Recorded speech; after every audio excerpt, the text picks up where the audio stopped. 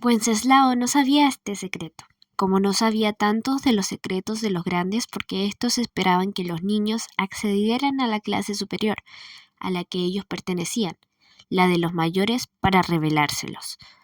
El que inventa esta historia, sin embargo, el que elige narrar o no, o explicar o no, lo relacionado con ella y en qué momento hacerlo, prefiere suministrar aquí la información sobre el secreto que dejó estupefacto a Wenceslao, a quien al encaminarse al torreón de su padre no pudo sino cavilar.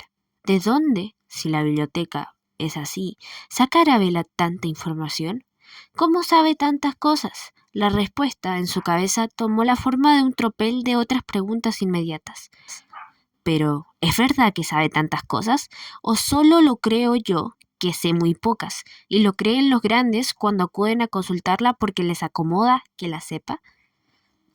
La biblioteca de los Ventura no podía satisfacer los empeños de aprendizaje de nadie, como tampoco los propiciaba los pronunciamientos de los grandes respecto a los libros. Leer solo sirve para estropear la vista. Los libros son cosas de revolucionarios y de profesorcillos pretenciosos. Mediante los libros nadie puede adquirir la cultura que nuestra exaltada cuna nos proporcionó.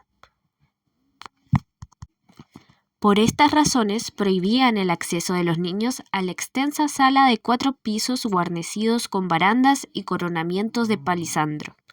Esta prohibición, sin embargo, no era más que una de las tantas prohibiciones retóricas que se utilizaban para domar a los niños. Sabían que detrás de esos miles de lomos de soberbias pastas no existía ni una sola letra de molde.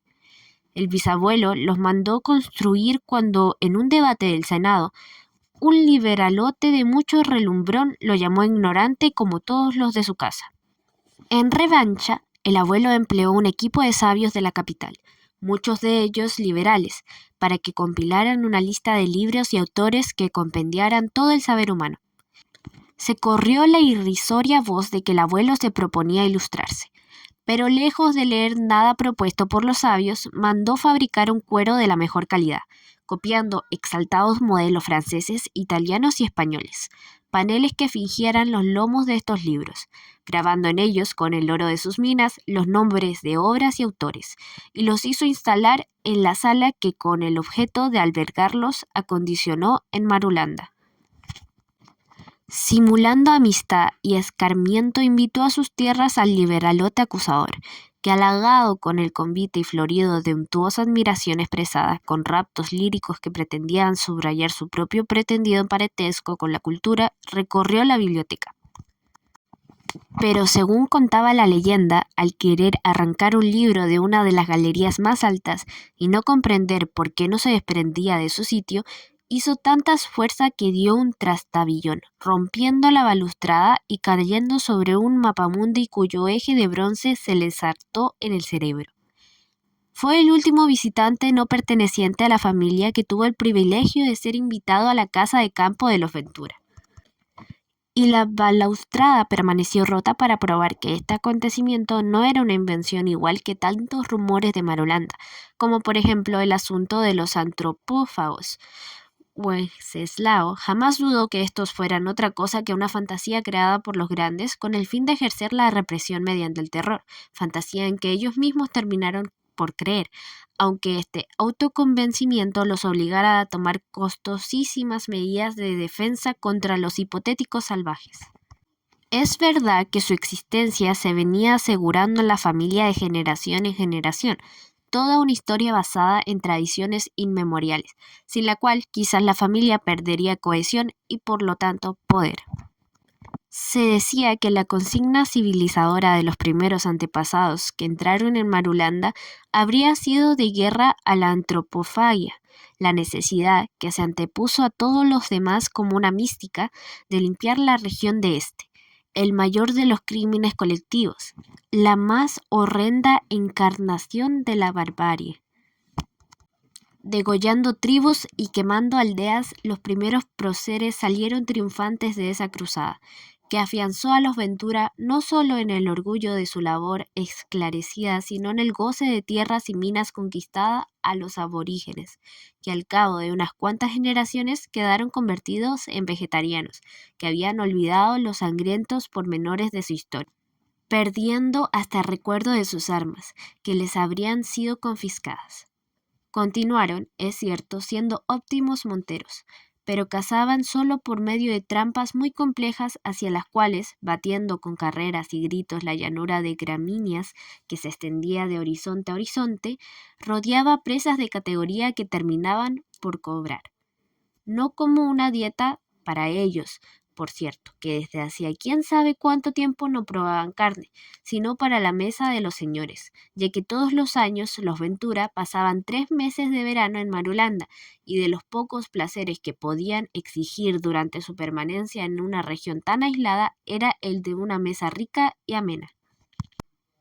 Claro que ahora, al ver a los nativos, resultaba difícil creer que en otros tiempos formaban una raza noble, y para qué decir, feroz. Se sabía que otros propietarios más afortunados utilizaban a los nativos de sus feudos, pertenecientes a tribus menos primitivas, como sirvientes en sus residencias veraniegas, pero los Venturas no tenían esa suerte y debían reclutar todo servicio año tras año en la capital. Este incómodo procedimiento no dejaba de tener ventajas.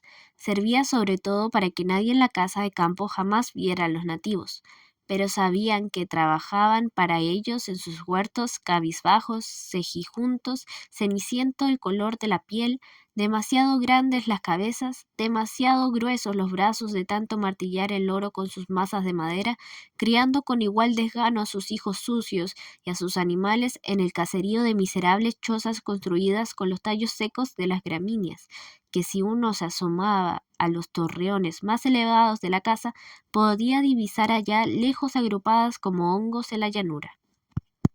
La noche antes del paseo, febriles en sus dormitorios después del toque de queda, los primos más pequeños se quedaron susurrando recetas para los guisos suculentos que los salvajes, al asaltar la casa, harían con los distintos miembros del cuerpo de Cipriano, conocido como Bocato di Cardinale, por ser el más gordo, el más blanco, el más blando.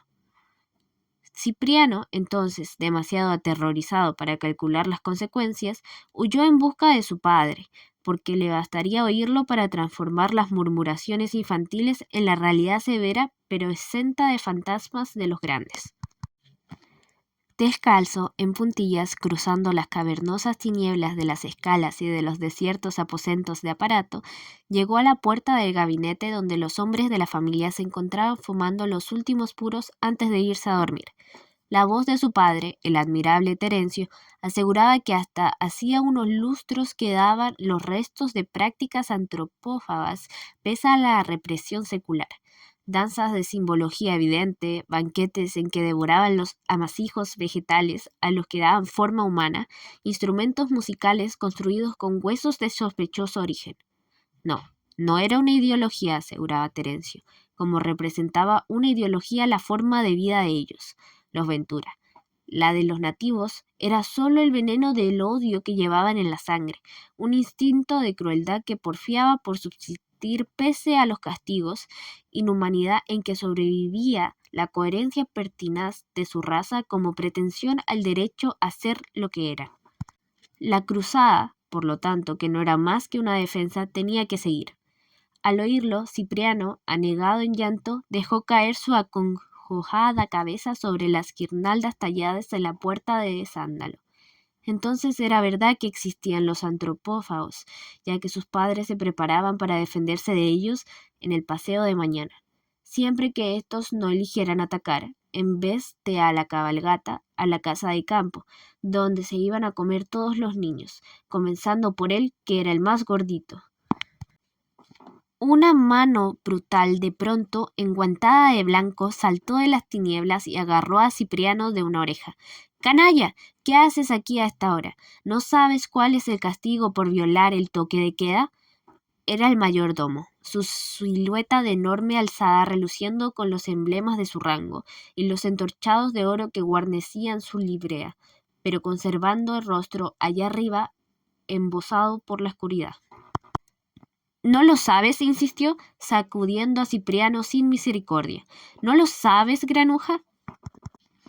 No era cuestión de contestar a esta retórica del suspenso que precedía la violencia. Después del toque de queda, era el mayordomo, con su tropa de lacayos, quien decidía qué era delito y qué castigo merecía. En sus manos, la justicia, si mis lectores me permiten llamarla así, resultaba imprevisible, ya que ni el mayordomo ni sus esbirros debían dar cuenta a los Ventura de los detalles de lo que sucedía después del tercer golpe del gong.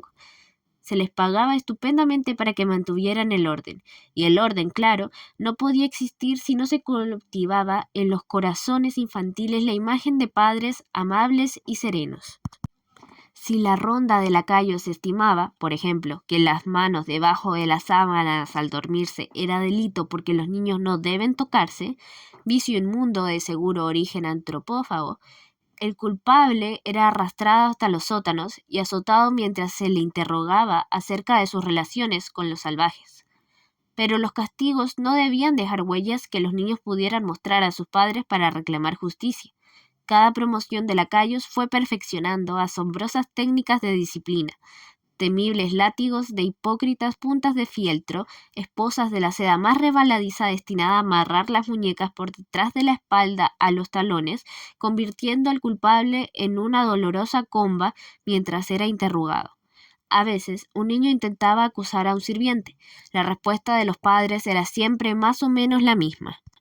Si fue tan terrible la tortura, si así eliges llamar a tu fantasía, debió dejar señales. ¿Dónde están? A ver, muéstramelas. No las veo, y para creer algo debo ver pruebas. Concluyo, por lo tanto, que no estás diciendo la verdad, y no debes mentir, hijo mío tan amado, ya que esa es una costumbre muy fea solo digna de los nativos, quienes, como es de público conocimiento, tienen el alma carcomida por los vicios. A los sirvientes les cabe la alta misión de velar para que ninguno de nuestra estirpe sea corrompido por los antropófagos. Lidia, la esposa de Hermógenes, el mayor de los Ventura, tenía en sus manos la comandancia del ejército de sirvientes, cocineros, lacayos, caballerizos, bodegueros, carpinteros, sastres, jardineros, lavanderos y planchadores. La familia la reconocía como una tarea monumental que nadie, salvo Lidia, sería capaz de acometer.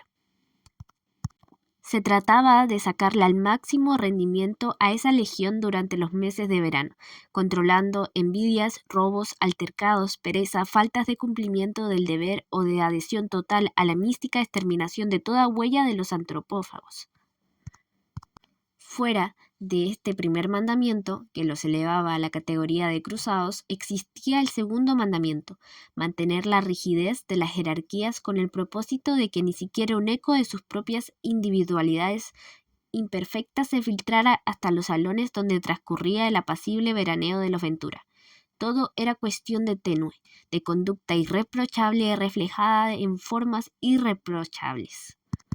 Si la tenue era perfecta, no era necesario traspasar la identificación de su indumentaria y del rango simbolizado en ella, para verse enredados con personas inferiores cuya esencia era ser suplantables. Sus vidas, fuera de estos 3 meses de servicio en casa de los Ventura, no existían, de modo que la tarea de Lidia se reducía a concertar una estrategia que durara solo ese periodo. De regreso a la capital, cada año, y con un suspiro de alivio, Lidia licenciaba al contingente después de la devolución de los equipos. Ningún sirviente deseó jamás repetir la experiencia de otro verano en Marulanda.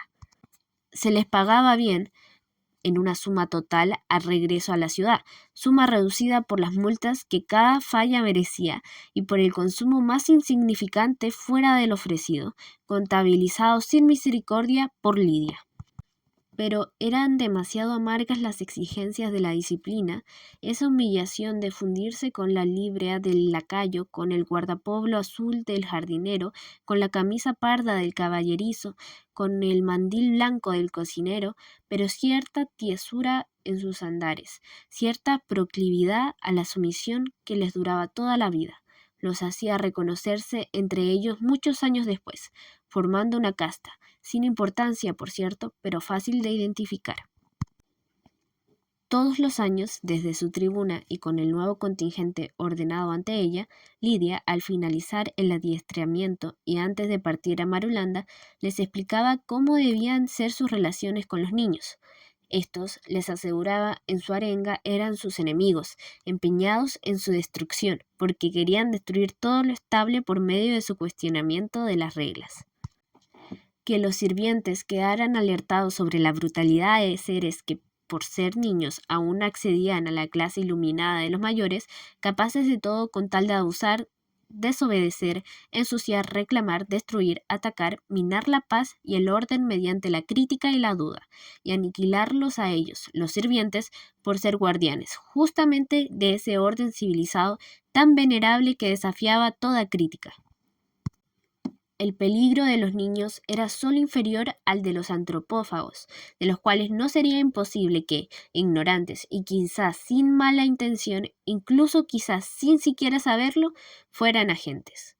Ninguna severidad sería exagerada, aunque se recordaba al personal su deber de conservar el semblante de obediencia total a los niños, ya que pese a sus funciones no podían olvidar que eran sus criados. Lidia y los demás Ventura, por su boca, delegaban en los sirvientes la facultad para organizar redes de espionaje y sistemas de castigos con que imponer las leyes cuyos pormenores escritos ella entregaría en un momento más al jefe de todos ellos, el mayordomo. Dejaba en sus manos la organización de perpetuos relevos de vigilancia, día y noche, implacable sobre todo después del toque de queda, cuando su autoridad sería única y total, ciega, sorda y muda, destinada a impedir que los niños molestaran a los grandes. Entre los muchos papeles de importancia que desempeñaban los sirvientes durante el verano, y solo inferior al de protegerlos con las armas contra hipotéticos ataques durante el regreso a la capital, cuando viajarían cargados con el oro de sus minas, estaba actuar como filtros de las conductas infantiles, de modo que sus fechorías no impidieran que sus padres, amantes, disfrutaran del bien merecido descanso. Debían tener en consideración que los pobres niños lo creían todo. Sus mentes eran blandas, vulnerables a novelerías de toda índole, distintas a las mentes ya formadas de los grandes, de modo que los pobres ángeles con frecuencia eran víctimas de persuasiones en que creían a pie juntillas, todas negativas porque no procedían de la familia, venidas quién sabe de dónde, pero seguramente de fuentes nefandas que ella, Lidia, prefería no volver a nombrar. Para terminar, decía solo dos palabras: los sirvientes de los Ventura eran su orgullo. Siempre lo habían sido. Tradicionalmente, cuando marchaban por las calles de la capital camino al tren que harían el primer tramo del viaje a Marulanda, la gente se asomaba a los balcones para admirar el poderío de la familia simbolizado en la tenue de su personal. Que supieran merecer ese reconocimiento público, y Lidia terminaba recordándoles que a veces, para defender, es necesario ser los primeros en atacar. El mayor de los problemas que se planteaba Lidia todos los años era el de encontrar un reemplazante para el mayordomo del año anterior. El sitio apropiado para buscarlo era en las casas de otras familias como ellos, prefiriendo, está además decirlo, aquellas que impusieran a sus sirvientes la disciplina más estricta. Nunca faltaban candidatos. El entrenamiento en los complicados organismos de cualquiera de las grandes casas siempre limitaba sus miras ancilares, eliminaba sus imaginaciones, proporcionándoles rencores tan bien encaminados por la disciplina de todos esos años en que no conocieron nada más que, bajo el nombre de fidelidad o valor, la crueldad florecida como corola suprema que en la casa de campo se ponía al servicio de los Ventura, y a la obediencia inculcada por el largo adiestramiento que solía comenzar en la niñez se le podía dar el apodo de pericia. Los Ventura tuvieron muchos mayordomos, todos idénticos. Nadie recordaba ni sus nombres ni sus características personales porque sus deberes estaban tan reglamentados que automáticamente se era un mayordomo perfecto dado cierto número de años de servicio. Lo que nadie olvidaba, sin embargo, lo que no abandonaba sus pesadillas de niños ni sus obsesiones de grandes, era la célebre librea del mayordomo, el tradicional atuendo de terciopelo color amaranto reclamado con jardines de oro, cargado con insignias y emblemas, duro y pesado y tieso de entorchados alamares y estrellas, que refulgía en la imaginación de todos como símbolo de orden, dotado de una temible vida propia mucho menos transitoria que los irreconocibles mayordomos que sucesivamente la ocuparon. Esta librea era tan enorme que lo que en verdad resultaba difícil era encontrar un candidato de talla suficiente para que no quedara suelta. Una vez cumplido este requisito y el entrenamiento debido, se podía contar con que todos los mayordomos fueran igualmente sin iniciativas, que pretendieran innovar los rituales y que no aspiraran a otro emolumento que el honor de ser lo que eran, y a la casita que en la capital, como premio, los Venturas les obsequiaban en un barrio semejante al barrio donde vivían los señores, pero plebeyo, con fachadas ordinarias que remedaban las fachadas nobles alineadas en las grandes avenidas de palmeras que habitaba la gente como los Ventura. Los niños llegaron a conocer muy bien a los lacayos, cuyas artimañas, al fin y al cabo, eran tan limitadas como sus imaginaciones. Se daban cuenta que se les podía sobornar con poco, con un halago o con una sonrisa, que lejos de constituir corporaciones unánimes, sus rencillas eran sangrientas, y sobre todo, que temían a cualquiera de rango superior.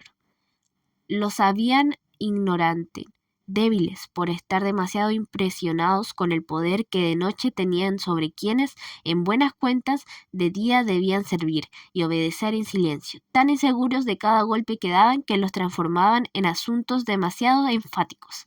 Por ejemplo, esos golpes que el mayordomo propinó a Cipriano la noche que, como narrador de esta historia, preferí consignar más arriba y que aprovecharé para devolver a mis lectores al presente de mi narración.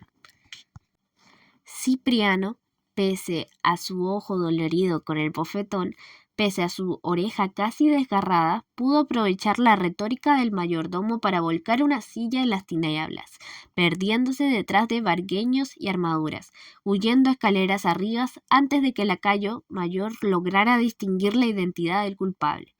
Al reintegrarse al falso silencio de los dormitorios, Cipriano no perdió el tiempo para hacer circular secretos que desvelaron a sus primos, que no eran otra cosa que la información recogida a través de la puerta de sándalo, avalando con los detalles recién escuchados los terrores de los cuales él era antes la víctima principal, pero que ahora él manejaba. Zoe y Olimpia, que eran las menores, temblaban hechas un ovillo en la misma cama, figurándose cortinas que respiraban como presencias, escuchando quejidos, crujidos, cuchicheos. Y cuando el viento cayó vengativo sobre la llanura y la marea de voces vegetales fue como una inundación, la tos de la pobre Cordelia, a quien durante el día se le prohibía fingir esa absurda tos de heroína tísica, despertó con sus desgarros a quien hubiera logrado conciliar el sueño, y los pasos borrachos de Juvenal resonaron por los corredores alfombrados de la casa buscando un compañero que lo ayudara a aplacar el miedo hasta que la llegada del alba hiciera callar a la llanura. Juvenal se negó a ir al paseo. Como el mayor de los primos, el único considerado exento de vicios por pertenecer a la clase de los grandes, ya que acababa de cumplir los 17 años, tenía ese privilegio, pero prefirió quedarse en la casa de campo, sin las limitaciones impuestas por sus padres y por los sirvientes. La marquesa salió a las 5, podrían transfigurarlo todo: parque, casa, estatuas, primos, primas, ropas, diversiones y comida en algún distinto superior, y florecerían otras convenciones las que él eligiera. Era preferible no especular sobre lo que podía suceder si alguno de los rumores que circulaban entre los niños fuera de verdad. Pero los rumores, aun los más verosímiles, tenían la ventaja de que era posible volverles la espalda. Esto, en cambio, sería imposible en la realidad del paseo, donde solo se vería humillado como el jinete más torpe y el cazador de corazón más compasivo. Nadie insistió más de lo que exigían las fórmulas de la buena educación para que Juvenal fuera al paseo. A los grandes les convenía dejar atrás a un representante de sus ideas y privilegios.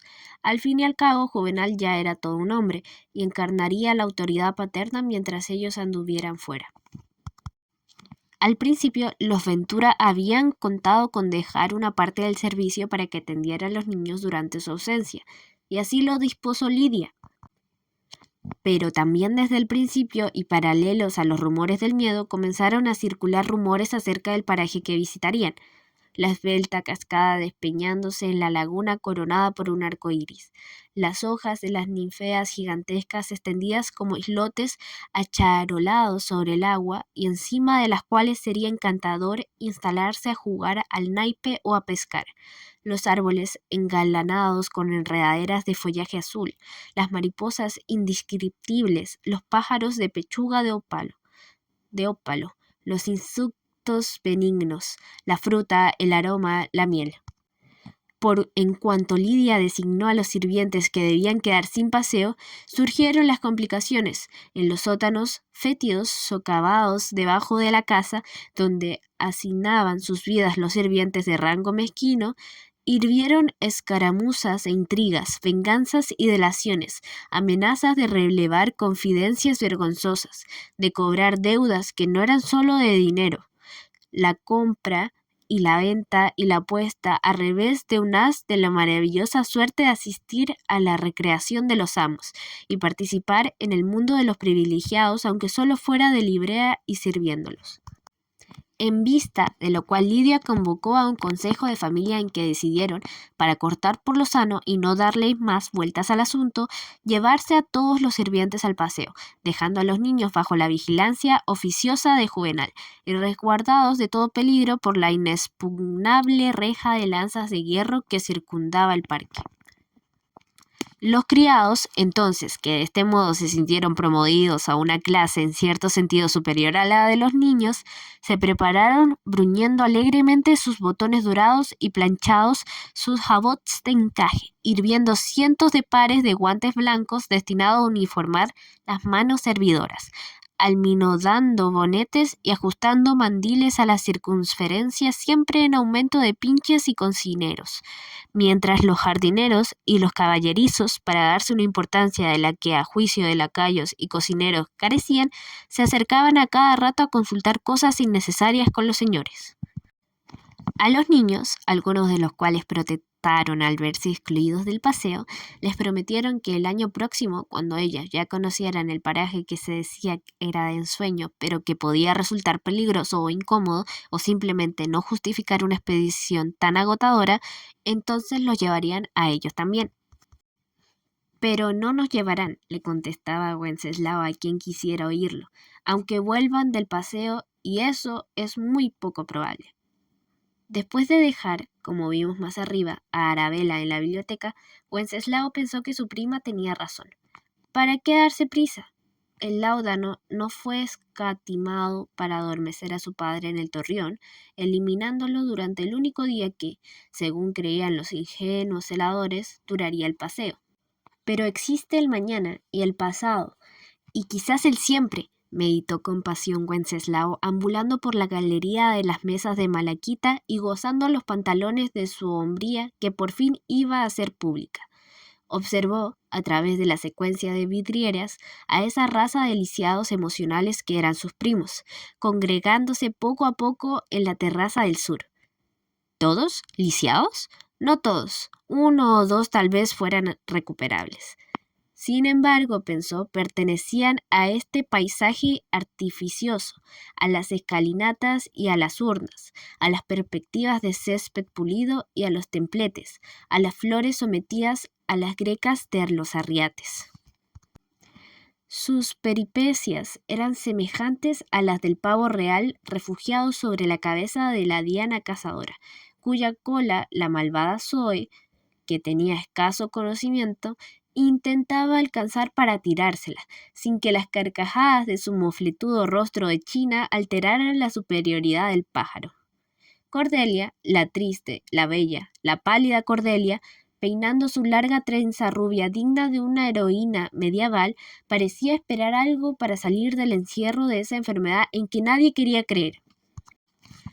Mauro seguía a Melania, que no hacía nada porque, como la mayoría de los vástagos de la aventura, no sabía hacer nada, pero quizás pensando que durante la ausencia de sus padres se resolvería entregarle por fin su cuerpo a Mauro, como quien entrega un trozo de carne a un perro hambriento, para que lo consumiera, no para que lo gustara y gustar ella a su vez.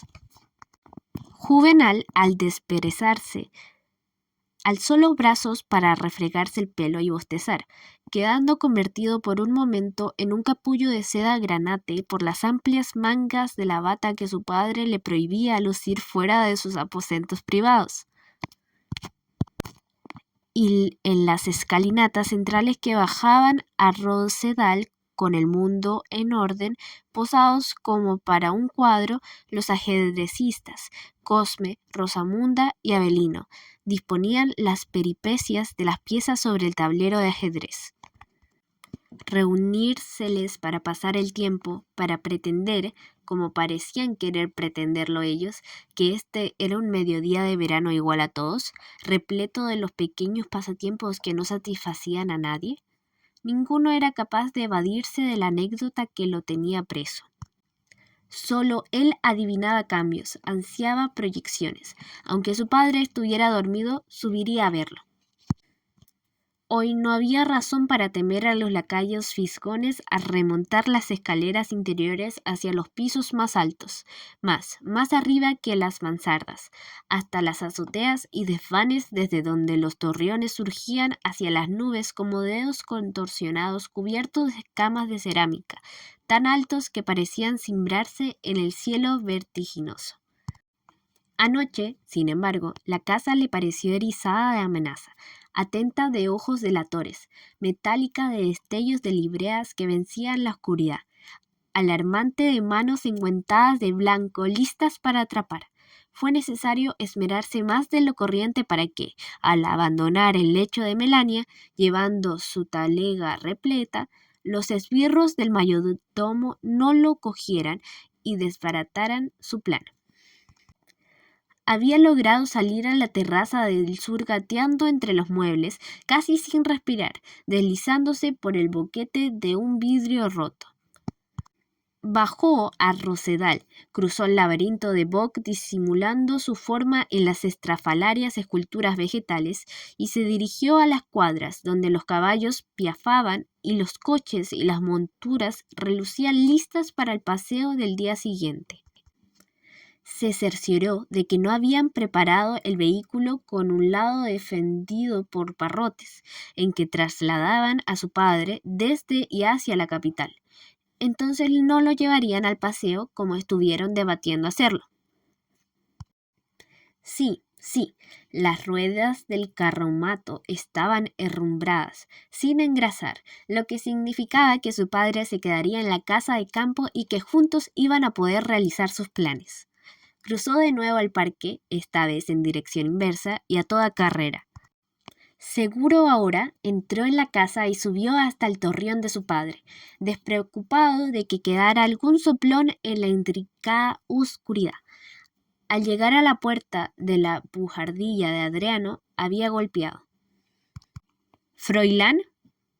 Sí. ¿Beltrán? Sí. ¿Wenceslao? Sí. ¿Mi padre duerme? No. Traje el dinero. ¡Abran! No. Sabes muy bien que no te dejaremos hablar con don Adriano hasta después de la partida. Si no me abren, no podré entregarles el dinero y no podrán ir al paseo. Ante esta amenaza sonaron las llaves, y en el silencio rebotaron los ruidos de cerrojos y cadenas. Los dos gigantones cerraron el vano de la puerta. Froilán, cuadrado de brazos largos y peludos, con la frente sudorosa que retrocedía audazmente desde su nariz de asadón, y Beltrán, cuya pesada mandíbula acromegálica caía sobre su pecho desnudo erizado de cerdas. Ambos tenían las sonrisas tiernas, casi nostálgicas de los seres que viven en las orillas de las grandes tragedias, pero que no las pueden ni comprender ni compartir. Wenceslao les entregó su dinero. Preguntó a los celadores. ¿Todo listo?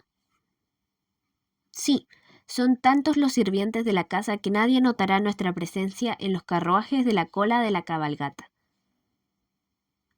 Con este dinero le pagaremos a Juan Pérez, que prometió arreglárselas para que tuviéramos sitio. ¿Juan Pérez?, preguntó Wenceslao. Cuando yo era pequeño se lo oía nombrar a mi padre. Pero no es el mismo Juan Pérez, repuso Froilán. Todos los años hay un Juan Pérez, pero todos los años es un Juan Pérez diferente. Es un nombre muy común, no como Froilán. ¿Me darán las llaves?, les preguntó Wenceslao al entregarle su talega gorda de coronas. Ahora no, las dejaremos aquí al irnos, escondidas detrás de los pies de esta virgen en esta hornacina.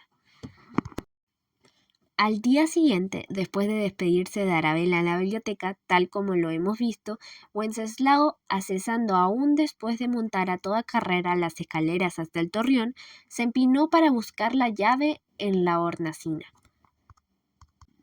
Durante un segundo temió que esos dos seres simples y aterrados que se arriesgaron a abandonar sus deberes para compartir durante un día el boato de sus señores, lo hubieran traicionado, no solo dopando a su padre, sino llevándose las llaves. Pero no, allí estaban, y el niño abrió cerraduras y pestillos como si los conociera de memoria. La habitación de su padre era amplia, de vigas muy bajas, dejando arriba el vacío de una encumbrada cúpula parabólica donde anidaban las palomas. Los celadores tendrían que agacharse para circular por allí. Al principio, Wenceslao creyó que no había nadie ni nada en la estancia, que se lo habían llevado por miedo a dejarlo sin vigilancia, que él, un niño, iba a tener que enfrentarse solo con un futuro de desolación, de falta de guía para ordenar la vida en la casa de campo sin la vigilancia de los grandes y de los sirvientes. Durante un segundo alcanzó a desear la presencia de ese execrado rigor. Pero pronto se dio cuenta de que, enceguecido por el relumbre de los ojos de las dos lucarnas al nivel del suelo, que era lo único que iluminaba la habitación, no había distinguido entre ellas una cama con barrotes de hierro tan sólidos y negros como las de una cárcel. Su pobre padre entonces debía ponerse en las cuatro patas como un animal, humillado, reducido, cada vez que le gritaban a él por las lucarnas mensajes y directivas disfrazadas de los desvarios de loco que el resto de la familia había aprendido a no oír. Un bulto yacía en la cama. Lo llamó, pero no tuvo respuesta. A pesar de ello, dijo: «Soy Wenceslao». Durante un segundo tuvo la esperanza de que al pronunciar su nombre, su padre se pondría de pie, abriendo sus brazos para cogerlo después de 4 años de separación. Pero al avanzar hacia su lecho, lo vio tendido allí, envuelto en una camisa de fuerza como en una crisálida brutal, amordazado con una venda sobre los ojos. Un ser humano que era su padre yacía sobre mantas inmundas de sangre y de babas, y hediondas de vómitos. Wenceslao se inclinó sobre la mordaza húmeda. «Láudano», masculló, «para que no se comunicara conmigo hasta después de regreso del paseo. Pero no regresarán, y mi padre despertará y su furia será terrible». Wenceslao no titubeó. Con una navaja abrió de un solo tajo, comenzando en el mentón y terminando en los pies, la camisa de fuerza que se dividió en dos como una vaina, revelando el cuerpo desnudo y blanqueado como un cadáver reposando en su mortaja. Luego cortó la mordaza y desanudó la venda de los ojos, dejando descubierto el bello rostro de su padre que apenas recordaba, pero la emoción que emanó al instante lo reencontró en esa boca hundida por la flacura, en el hueso de esa nariz traslúcida y en los párpados azulados por el sueño del opio. La barba rubia le llegaba hasta el pecho, el pelo hasta los hombros. «Padre», murmuró Wenceslao acariciándole la melena sucia, sin esperanza que por el momento respondiera, porque sabía que el sueño del láudano es prolongado. Se sentó en el suelo, entonces, junto a su cabecera, mirándolo a veces a él, a veces a través de la lucarna, por donde divisaba desde estas alturas a unos enanos jugándose en los prados del parque, que parecía una esmeralda enclavada en medio de la llanura. Esto era lo que los grandes hacían con los seres que no podían absorber en su estructura, lo que intentaban hacer con todos los que no eran exactamente como ellos, lo que harían con él, con Wenceslao, cuando tuviera la edad de su padre, lo que hacían con sus hijos mediante la incredulidad, mediante la vigilancia de los sirvientes, mediante su falta de placer en ellos, mediante las leyes arbitrarias inventadas y consagradas por ellos mismos, pero que se atrevían a llamar leyes naturales. Comentar todo esto con Arabella hubiera aliviado su desesperación. Pero Arabella había permanecido en la orilla del problema, encerrada en su biblioteca vacía. Debió haber insistido que lo acompañara para no ser el único que escuchaba el resuello de su padre que parecía a punto de agotarse. Estaba solo junto a él, por el momento. Debía tener paciencia y esperar.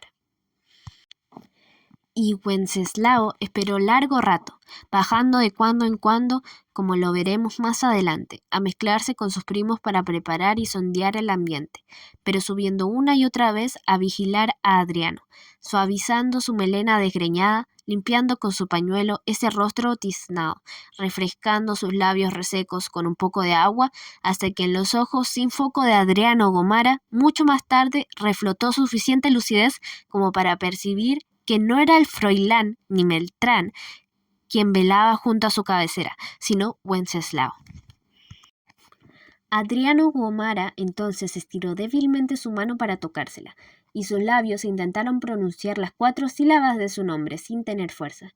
Sin embargo, más que para enunciar la palabra de 2. Hijo.